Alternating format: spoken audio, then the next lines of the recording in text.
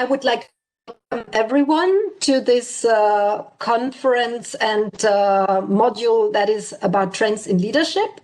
So hopefully everyone sees my presentation. When we did the test just before, I would just like to add that there was a little bit of a delay when I was moving on. So I hope it won't impact that you're able to follow my different thoughts, and it won't impact, in fact, my talk. So yes, Marcus, thanks a lot for this introduction, and thanks a lot also for giving me the opportunity to discuss a very passionate topic and a very precise topic that we have in leadership. That is about trend setting and trends in leadership. So normally you should be able to see the first slide. I just move on, in fact, to slide number 3, which is a little bit about myself. I saw what I find very nice as well, that there are some participants, I already met them during the module Leading Employees. So this is basically my link with the Swiss Asian MBA, and Marcus already pointed out as well. So I think, there is not a lot of introduction needed anymore. So I'm very happy to share with you the content and also, the latest, a little bit research on leadership. And if you have any questions, please don't hesitate to send questions via the chat function, or then also send me an email in case. So the outline here of the presentation, so I'm already on the next slide. So basically what I would like to discuss with you is really a thought about, also what is leadership? Why do we talk about different trends in leadership? What does it mean, to be or not to be trendy? Do we need to follow trends or not? Why do they exist? So a very short, let's say also reflection on that. And then I present a few different leadership styles, which is really interesting, because they are recent ones. There are many things to say about leadership. There are a lot of, there is a lot of research. There is really plentitude of studies and publications. So I was choosing, mainly 3, very recent leadership styles based on diversity and inclusion. So the inclusive leadership style, a sustainable one. We talk a lot about sustainability, even, the COVID crisis questions us on what we are doing and how we are going to manage today and in the future. There is another one that is called based on agile leadership, which is a very specific one as well. And a small, if we have time, another reflection on on further trends also in leadership. So I move on to my next slide. So basically, you can see here as well, that should be a reflection. Why do we talk about leadership as well? And what makes a leader? You can see here that there are 2 different schools of thought. On the left side, the first school of thought says that great leaders are born. So basically, we are born with the ability to be a good leader. You can take different examples of, famous CEOs, like Steve Jobs, so the former CEO of Apple Computers. So great leaders are born. And this would rather refer to what we call a fixed mindset, because this means that we are who we are and we cannot change ourselves. So our intelligence and our personality are largely stable. So we don't have any influence. And this is a kind of a locus of control that is, outside. So we don't have any influence on it. On the contrary, the second school of thought is that great leaders are born. And when we talk about, great leaders are made. So if great leaders are made, then we refer much more to a kind of a growth mindset. So meaning that our intelligence, the way we interact with people, our behavior, And also our personality are to a certain extent malleable. I say to a certain extent because, there's a lot of research on and our personality traits. And there is a kind of stability over time. But if we are aware of certain personality traits, we may also develop them and change them. So we have these two schools of thoughts. So on one side, more people who believe that great leaders are born, so there's nothing we can do about it. And on the other side, great leaders are made. I believe probably, that the truth is for me more on the right side, although we can find examples that great leaders are born as well. But I feel probably also the majority of the participants who are here today, you are also here because you're curious and you want to learn and you feel that you can develop your competencies. So basically, we would rather stick to the right side. So I move on with the next slide. So a reflection on, trends in leadership. So what is a trend? Why do we use trends? So a trend is normally a general direction in which something is developing and moving. So it's dynamic, it's a movement. So some synonyms, a tendency, a swing, a drift, a shift, and so on. And often, of course, when we talk about trends, it is often in line with fashion. Fashion trends are changing nowadays, not only 4 times a year, but probably, 8 times or even more. But we see that trends are all over, also in the organizational world. So trends are often also either short-term or also on a long-term. For example, I found as an example as a short-term trend, it could be, the application that we had many years ago of Second Life, where people could have created a kind of a second life on this platform. But this organization, this company does not exist anymore. So this was a kind of a short-term trend, and it didn't work out to be also a trend on a longer term. So trends often can also come back. So there can be a kind of a regularity.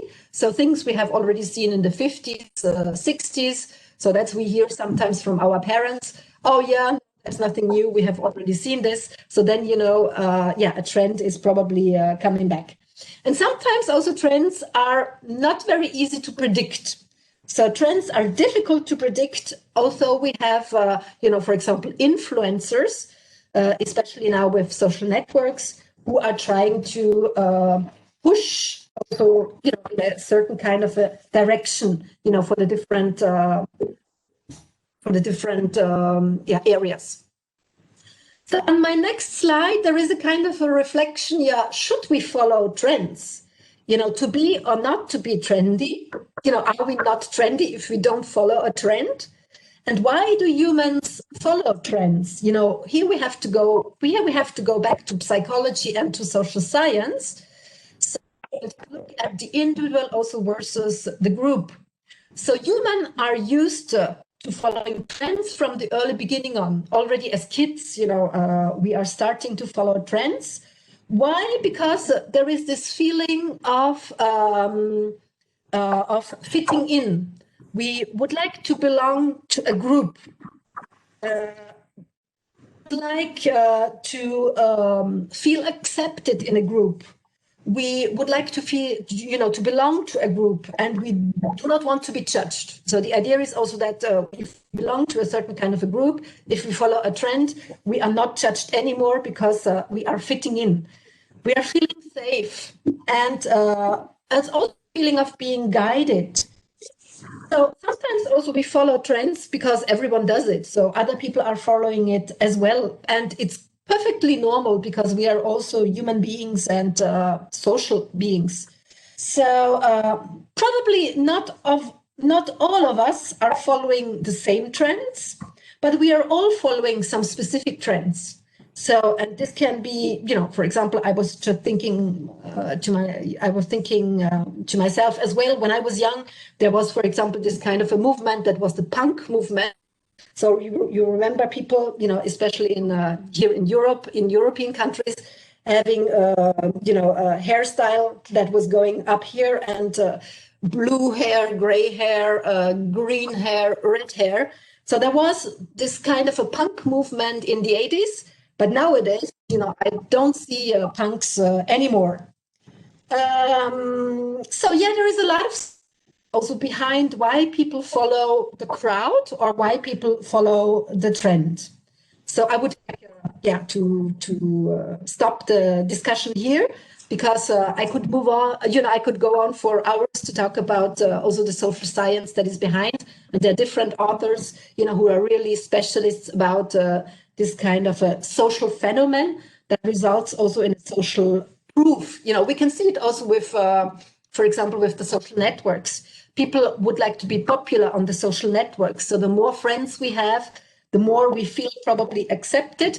And popularity is also a kind of a signal that this is an interesting person. So that's why often we use also, people who are popular or celebrities in order to influence also the trends. I move on here to my next slide. Okay. So the leader's core responsibility, I've just put here 5 different capabilities. There are many more. Assemble, develop, assign, determine, communicate. These are the leader's core responsibility finally did not change a lot over time.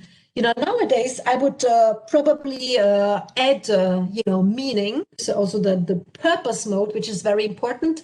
Leaders must be able also to not only to show the direction, but also to tell people why we should go into this direction. So the core aspects of leadership are the same. So setting direction and also influencing other people. On the next slide is a kind of a reflection. How can we identify, a good leader? Also, I'm less, I do like less this kind of a judgment, what is a good and what is a bad leader. But what kind of a leader, we would like to be, and what kind of a leader, what we also expect in qualities from our line manager. So who is accepted by other people, by a group of people, team members, for example, is someone who is inspirational. So purpose, meaning is really very important. Integrity. So this is what you can see here on the slide on the upper side. So someone who is honest, who is authentic, clear goals. So here we come to the managerial issues of smart goal setting. A good example, a role model is really very, very important. Then the vision, a vision for a team, clear communication. Clear communication always comes also with listening skills. So it is important to be a good listener as well. Expect the best. So also leaders set the bar very high. So performance and performance in performance standards, KPIs and also performance expectations. Support is also very important. So someone who is helping, that's another role as a leader as well. Encouragement. So with encouragement, there is another issue that I need to address as well, that is feedback. Feedback that should be constructive and also given in a timely manner. And then we still have, 2 other ones. I don't go so much into detail because I see time is flying. So the inclusive leadership is a leadership style that had been elaborated by Burke and Titus. It's a very recent one in 2019. If you're interested, of course, you can go to Harvard Business Review and have a look also at the publication. So basically, it's why is the emergence? Why do we have the emergence of this inclusive leadership style? Is it a trend? Why? It's because of diversity is or diversity is a main characteristic of today's business world. So we have diversity of markets, we have diversity of customers, diversity of ideas, diversity of talent. So diversity is a reality. And to go beyond, of course, diversity, Burke and Titus thought about implementing an inclusive leadership style that is based on the 6 traits, personality traits as well that you can see here: cognition, curiosity, cultural intelligence, collaboration, commitment, and courage. So here you have the 6 signature traits of an inclusive leader. I don't go into detail for all of them because it would take 1 hour to explain everything in detail. But the idea is, for example, when it comes to commitment, there are, the 2 parts of it. So the elements of commitment are the personal values and also the belief in the business case. So what does this mean? It means that my personal values are really in line with the organizational values as well. So I believe in diversity and inclusion. And the second part is also that I believe in the business case. The business case means that diversity and inclusion will bring an economic benefit to the organization. So they will stimulate the overall performance of an organization. You can see here on the next slide, there are also some more, I go more into detail for a clear example in terms of personal values. So for example, if you would like to be an inclusive leader, then the personal values should be aligned, also to diversity and inclusion. This means that we treat all team members with fairness and respect. Understand the uniqueness of each team members. So on the right side, you can see here what inclusive leaders are supposed to do. How can we develop a mindset, and how can we develop also this kind of capabilities? I move on to my next slide. There is a lot of positive outcome that is based also on research from Burke. Inclusive leadership increases employee motivation. We have a young generation, and not only a young generation that is very sensitive to topics like equality, diversity, and inclusion. And according to studies, it also has an impact on employee attendance. So employees are really eager to come to the work every day, and they are really happy to be there. So I move on. On my next slide, you can see that there are also positive consequences, not only for a team, but also for the overall organizational performance, because teams with inclusive leaders are 70% more likely to report that they are high performing. 20% say that more likely they make high quality decisions, and 20% more likely to report behaving accordingly, collaboratively, So it has a positive impact on performance and decision making, and also on collaboration. The second leadership style I would like to discuss with you is what we call the 6C model. So I'm here on the next slide. That is about the sustainable leadership. So sustainability is nowadays, of course, in every mind. As I said before, with the leadership, with the sanitary crisis more, some organizations are also in a kind of a managerial and leadership crisis as well. But the idea is that we need to look at the big picture. So this is why Teichmann and the co-authors elaborated in 2013 this, trend in leadership style that is thinking about, okay, how can what I do today have an impact also in a sustainable manner? So basically the 6C model, and I can also give you then, the article that is based on that, talks about the context. So we should be able to think about leadership in an interdependence way. We live in a world that is very complex. The second C is the consciousness. We need to be aware of many different things as well, our personal beliefs, our worldviews, the mental models. It's far more detailed, and again, it's a very complex leadership style as well.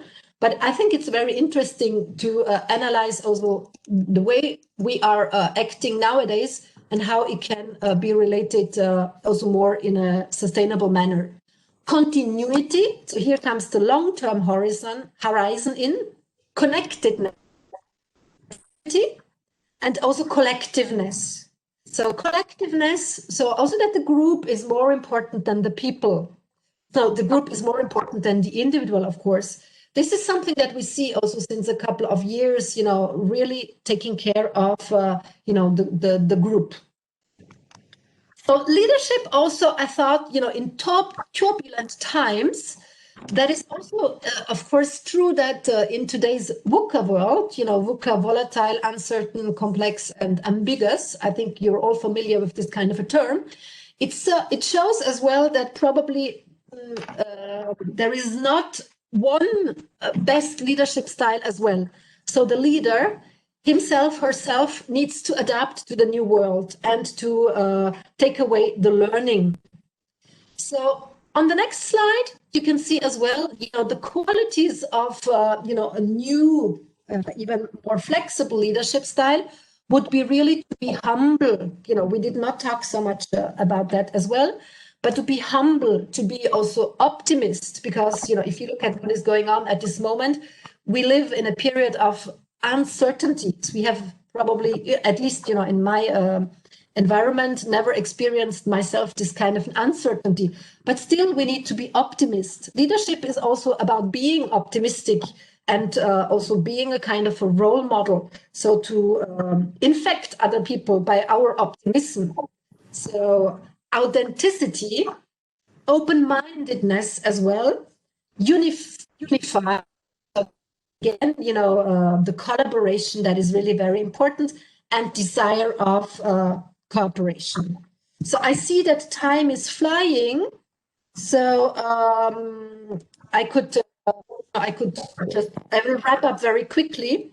The agile leadership style is in line with these turbulent times. So the idea is really to be able also to change our leadership style as quick as we can. Of course, I guess that the original, the Scrum method that comes from the IT industry is nowadays also, brought up to other organizations, and agile organizations, agile organizational cultures is also a very trendy topic at this moment. Managing by action and example. This is on the next slide. And also managing, from team members to ambassadors, more empathy in leadership. So this is also a kind of a new trend, to show really that you care about people. And as you have seen it, it's always part also of the different leadership styles I've just explained. And I would like to finish then probably also, the question is overall, okay, I'm on the questions for reflection. So what kind of leader do I want to be as well? So this could be a reflection for all the participants here as well. And also, what does it take to be a successful leader also in, nowadays in November 2020? So with, everything we have experienced so far. So probably, I don't know, Markus, if I have 2 minutes, or should we stop here? No, please, if you have 1 or 2 minutes more, please go on. Thank you. Oh, okay. Thank you, Markus. Basically what I would like to say at the very end is the fact that it's very difficult to find also probably, the right leadership style, because it's also depending on many different factors. There is also a theory in organizational leadership that says that it always depends on the situation. So this is also what we call a kind of a situational leadership style. And it's also different from one business to another. I think this is crystal clear as well. If you are in a creative industry, the leadership style is very different than if you are in a very hierarchical, industry. So what organizations are doing might also have an impact on the organizational culture and also on the leadership style. Sometimes even, change management is important to implement change in organizations, organizational culture as well. How difficult is it to change also the culture? Of course, in the majority of cases, it is very difficult. And to change people's behavior is also something that is not easy, because we often fall back in our old habits, when it comes to training and development. And also the environment in terms of risk, do we operate in a very risky environment? So, for example, in a trading environment, the stock market, stock exchange, also in investment banking, in these areas, of course, people adapt often very quickly, and change is there on an everyday basis. The nature of the task itself as well, that can have an impact also on the leadership style, and of course on the individual. And to conclude, the types of different leaderships. So this is probably something that is not really changing. It's not really finally, or it's a long-lasting trend, because this is something we have seen, and it's still valid, of course, today. That the nature also of the leadership style is really depending on also factors we should not ignore, also like the history of the business. So this is something we need to keep in mind as well. So I would like to thank you for your attention, and I hope you have a lot of questions for me now. Thanks a lot. Thank you very much, Prof. Christine, for this very interesting insights into trends in leadership. We indeed received a number of questions. I hope we have still a few minutes to answer them. If that's not possible, we'll try to follow up via email. Maybe a first question from Stephanie. She says she's closely following Simon Sinek. But according to him, a good leader is close to being a good parent. Would you agree to this? Yeah, that's a good question. Yeah, I often say also to my students as well that, educating and parenting, there are, of course, some parallels. But because at the same time, you need to know what is the personality, for example, of your child, and at what extent, you can, develop the autonomy of a group. So I would say, yes, there are some parallels, and there is also a leadership theory that goes into this direction. And to be honest, I like a lot the different thoughts, although I don't agree with everything of Simon Sinek, but I think there is a truth in it as well. Thank you very much, Prof. Christine. Another questions related to trends. We got a few questions relating to trends, what you mentioned in the beginning, trends in leadership. And basically, I tried to summarize here a little bit. Would you recommend to follow trends or not to follow trends? Would it not be more important to have personal growth, or to develop basically independently of trends? I think, we might always have a look at different trends. I personally, and this is why I also presented the inclusive leadership style. For me, on a personal level, one of my main values as well is really related to diversity and inclusion. I think that you have to start with with you. Who am I? Which kind of leader do I want to be? And think about a trend probably that is also in line with, who you are, to be authentic. You should never follow a trend just to follow a trend and you don't believe in this trend. So I would really recommend, to start with our own personality, because this gives us also the credibility, in the workplace. And probably, why I'm also very much into diversity and inclusion, I think it's also reality, as Burke said as well. And if I am, of course, a lot in interaction with young people who come from different backgrounds, and I see that the young generation, they look for inclusive leadership. So I see that there is a real demand and expectations out there as well. You make an interesting point here about being inclusive. We have here in this webinar, we have people from Switzerland, from Europe, Middle East, Asia, almost from all around the world.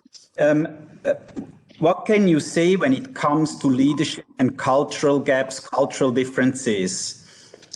You mentioned the word inclusive, but maybe can you elaborate a little bit on this? Yes, there is, of course, there's a difference between diversity and inclusion. Diversity is, I often say, if you are invited to a party. Inclusion is if you are invited to dance.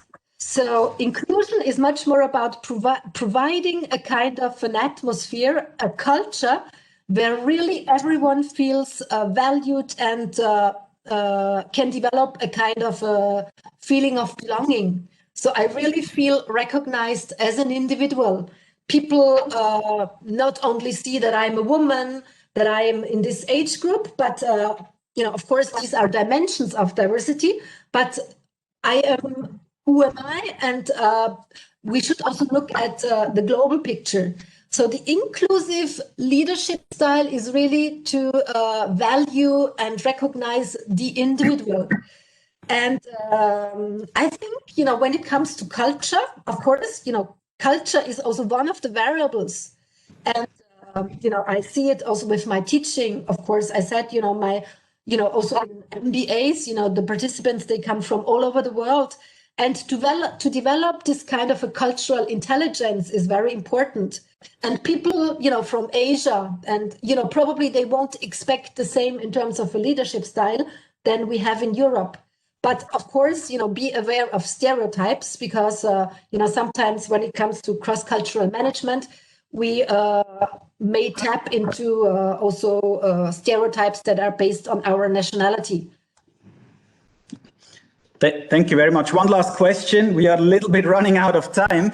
Sorry for that. Quick one. Do you have a favorite leader? Do you have a role model which reflects for you an almost perfect or near perfect leader? That's a very good question. I like a lot Angela Merkel, the German chancellor. I think she of course, there's always a kind of improvement, but I feel, she is, first of all, very competent. She has a very calm leadership style. And she tries to include, of course, also many people are all around. Otherwise, whom else I can think of? Probably also, Sheryl Sandberg. I picked really on purpose 2 women. Because leadership, often when people think about leadership, they think about the male stereotype as well. And what often comes to the mind of individuals is, first of all, a male leader. So I would also pick Sheryl Sandberg because she's the number 2 in Facebook. And she's also very much into developing her own, in a way, also personal brand in order to develop also her leadership. And I think also the way she interacts with people, of course, I don't know her personally, but I saw a lot of TED Talks. I saw a lot of videos, and I really feel that she's a kind leader, a humble leader, and she's trying to really, also involve as many people from different generations and to reach out also to people.